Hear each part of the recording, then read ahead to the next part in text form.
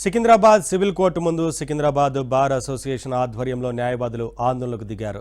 రంగారెడ్డి జిల్లా కోర్టు మహిళా న్యాయమూర్తిపై దాడి చేసిన ఘటనను నిరసిస్తూ న్యాయవాదులు ఆందోళన చేపట్టారు. న్యాయాన్ని రక్షించే న్యాయమూర్తులపైనే దాడులు జరగడం అమానుష చర్య అని అన్నారు.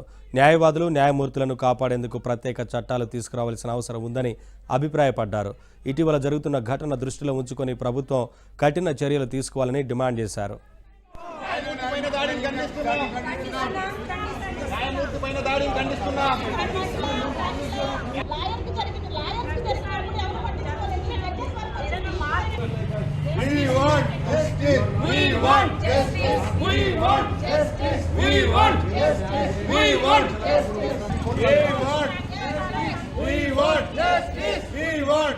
న్యాయాన్ని రక్షించే న్యాయమూర్తులపైనే దాడులు జరగడం అమానుష చర్య అని అన్నారు.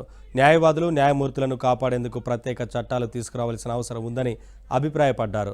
ఇటీవల జరుగుతున్న ఘటన దృష్టిలో ఉంచుకొని ప్రభుత్వం కఠిన చర్యలు తీసుకోవాలని డిమాండ్ చేశారు.